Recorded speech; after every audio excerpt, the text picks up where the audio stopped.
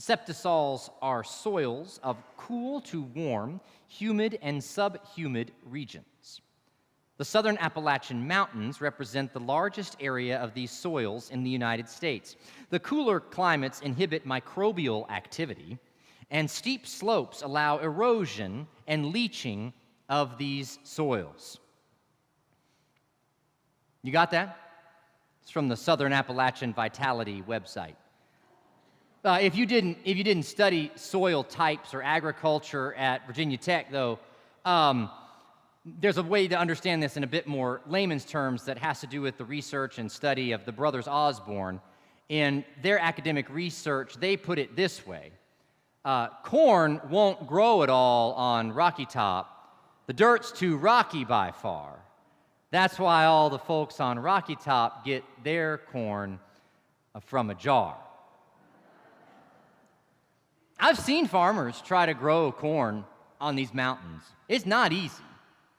You have to treat the soil with lime. You have to infuse it with nitrogen. You got to watch the soil pH and check for nutrients through the entire growing and harvesting season because the soil itself is not particularly useful. It's hard, it's rocky, it's clay. It's not much good if it just comes to bringing forth a harvest.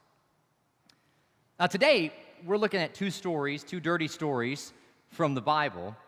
And in both cases, the dust in the stories is pretty useless on its own. The first story is one of disobedience and human brokenness, the reminder that we are the dirt, the dust of the earth, leached, eroded, scattered, and forgotten. The second story takes place in the dusty wilderness, and yet is a story of obedience and restoration. Our first story begins with a question from the serpent to the woman. Did God say? Just that question alone begins the eroding process of the human creature as soil. The theologian Dietrich Bonhoeffer said that with this question, we have the first conversation about God instead of a conversation with God. The serpent is inviting the woman to evaluate God's commands for herself and not in conversation with God. And the woman corrects the serpent. She says, it's just this one tree in the middle of the garden we're not to eat from. The rest of it is fair game, but if we eat of that one, we will die. At which point the serpent disagrees, contradicts God. You will not die.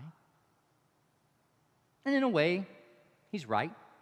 The eating of that fruit does not cause the heart to immediately stop beating or the lungs to immediately cease breathing, but it is a death of the unity that the man and the woman and their Creator shared at this point. The life in the soil by the eating of this fruit is leached out. You will be like God, knowing good and evil. To put it another way, you will be self-actualized. You will be the author of your own destiny. You will possess the knowledge to evaluate God's commandments for yourself.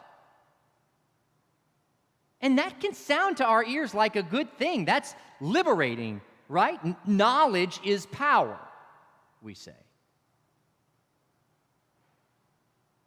So the woman begins to exercise her self-awareness.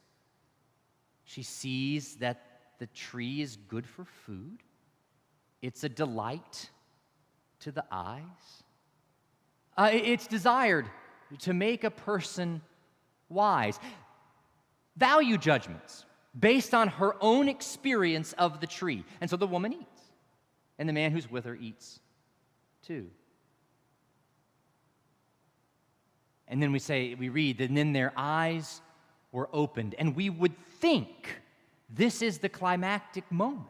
This is when they come into their full personhood, breaking free of the bonds that would impose an identity upon them, right? This is how we come into our true self, to be freed of anything that would try to label us or define us besides myself and my own will. I'm not going to let anybody else tell me who I am. Isn't that a goal we hear touted around us all the time? But listen, when they eat, the man and the woman become immediately burdened by the fact that they're naked. They make clothes. They hide from God. And then when God calls them out of their hiding, they are aware now that with this self-actualization, there also comes this self-consciousness, this shame. That's what leads them to hide. And when you're asked to confront your shame, as we've all experienced, the way we deal with the shameful things is to say, well, it's not my fault, it's somebody else's fault. So shame introduces blame. The woman you gave me, the man amazingly blames both the woman and God. And then the woman says, well, the serpent tricked me. She's passing the buck again. It's not as bad as it looks, they say. But it is. The relationship between the people and God is cleaved so deeply that there's nothing that the man and woman can do to repair that brokenness. The nutrients in the soil are depleted. The humans are now conscious, right? They're self-aware and they're self-conscious. They are aware of what they are not able to control in the world now. They're conscious of the fact that they're actually fully dependent on God for their life, but now they're unable to stand honorably before God. They're trapped in this perpetual cycle of their own analysis and evaluation. This story, ancient as it is an archetype for us all. It is a narrative telling of a lived human experience. We see it when Jiminy Cricket tells Pinocchio, always let your conscience be your guide. When we buy the new graduate a card that says, follow your heart, or we tell the new business executive with the company, trust your instincts. Every time we make a phrase like that, we are asserting that we can be gods to our own existence. We're trying to convince ourselves, I think, that that's a good thing. We're able to look around, analyze the evidence, decide between what's right and what's wrong, and then we're capable, we think, of actually behaving in ways that are congruent with what we know to be right. In this story, we're the center of the universe. We're responsible for our own values and decisions. What we know, though, is that often tends to lead us towards either a prideful self-certainty or a shame-filled hiding out of fear that we might be wrong. It's this existential crisis. And it cleaves us from our Creator again and again. We've got dirt on our hands. And all the mindfulness exercises, the bubble baths, the bottles, the pills, the extra hours at the office, the binge watching of another television series, none of it can calm the anxiety within. The burden for the responsibility of our own lives. That's what we now carry. And so if life has ever weighed you down, if you've ever been exhausted by all the decisions that you have to make, all the pros and cons you have to weigh, all the precautions that need to be considered, if you have felt that heaviness in your life, then you have some idea about what this story feels like for the man and the woman in the garden, because you've lived it. And here's the catch-22, if things weren't bad enough. To evaluate good and evil for ourselves is to live in opposition to God, because we're assuming the role of God. But we're not capable of not evaluating what is right or wrong, good or evil. It's an immediate response, an automatic reaction. It's an evolutionary trait that has allowed our species to perpetuate.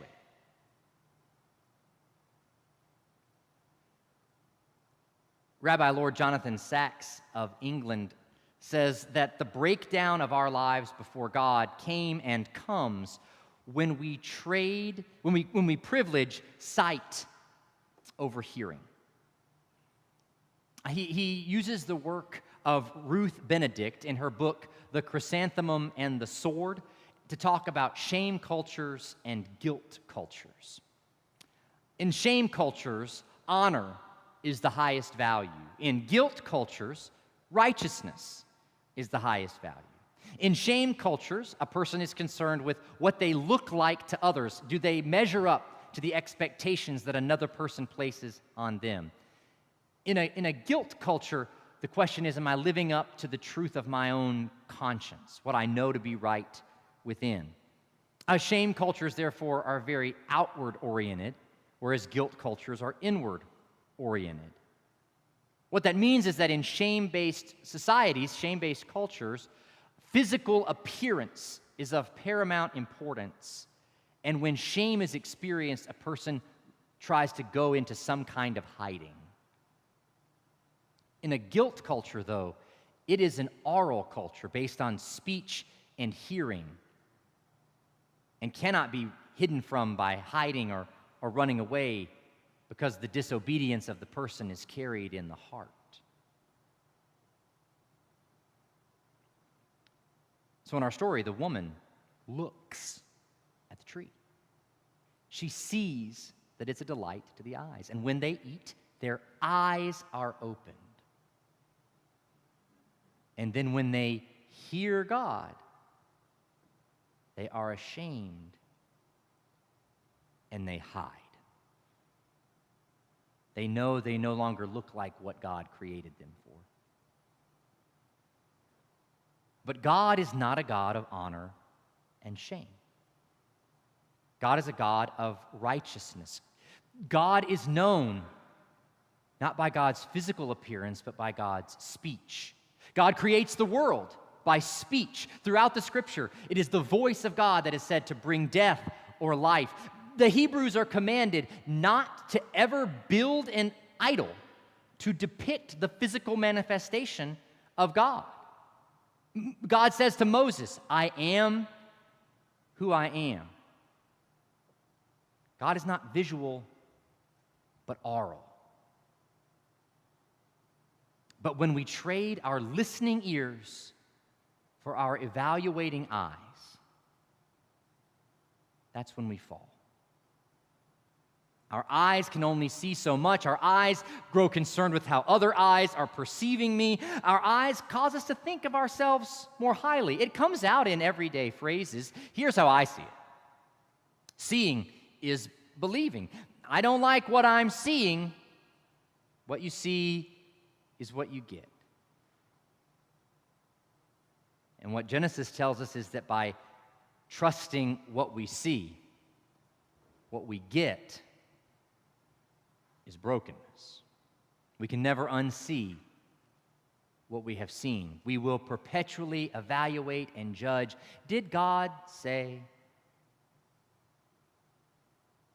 And all the while, the soil erodes, the nutrients are leached, the corn won't grow. And whether we want to acknowledge it or not, we begin to hear beating in the background that endless refrain through our lives. By the sweat of your face you shall eat bread until you return to the ground, for out of it you were taken. You are dust, and to dust you shall return.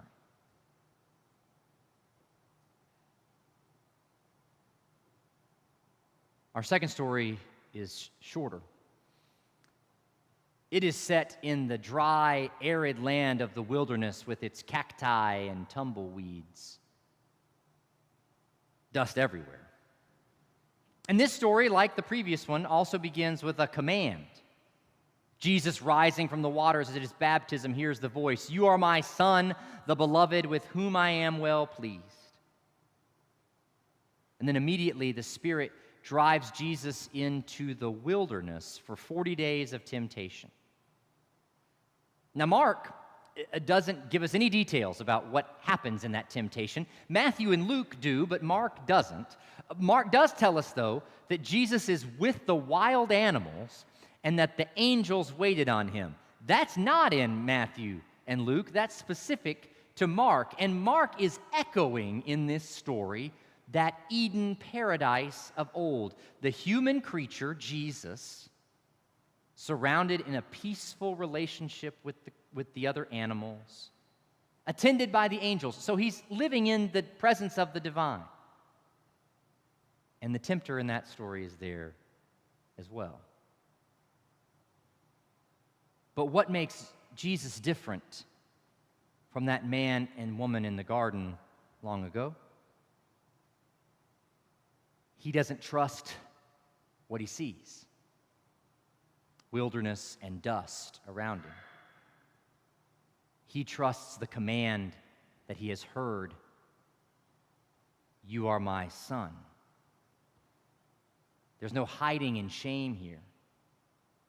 Only an obedience to be the creature who he is. And so out of this wilderness, we hear a speech. We heard a speech in the last story as well. Out of the disobedience of the man and the woman, God pronounces a curse on the serpent, on the woman, on the man. But here, Jesus, because he has obeyed the command of God, offers not a curse, but a proclamation. Behold, the kingdom of God is at hand. This is the great reversal of the curse. This is the undoing of our shame. We are no longer the arbiters of what is right and wrong, but can walk once more in perfect step as creatures of God. But what makes this moment even more powerful than just the parallels and the reversals of that Genesis story is that Jesus is the Word, the command of God, the oral speech of God, but he is God in the flesh. Jesus can be taken in with the eyes, with our untrustworthy eyes. In Jesus' actions, we not only hear the voice of God, we see the will of God physically taking shape. What this says is that God accommodates to us. God comes near even to our sin and broken vision. With all our self-awareness, self-assurance, and self-consciousness, God comes to draw us out of the dust and the dirt, out of that self we've become so obsessed with creating and cultivating and shaping, and says, come back instead into communion with the God who formed you from the dirt. Come to bear that image that you have seen and you have heard in me. Jesus came in a body to reanimate our dust. And the great gift of Jesus' obedience is the possibility of our own obedience. To be drawn into a life where we are no longer responsible for evaluating all the right and wrong, the good and evil, where our ears are tuned to the command of God and our vision restored from all the times that we have hidden in shame from God. We can lay down the burden of being our own creator and simply live as God's creature. Our judgment is no longer necessary.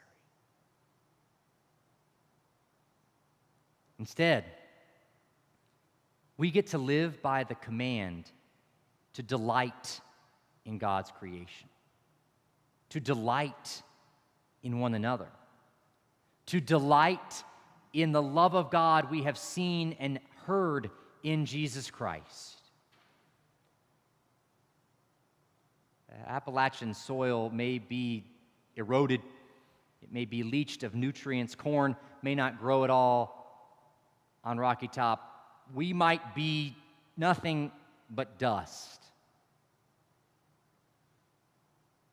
But God became dust with and for us, obedient dust, living dust, final dust,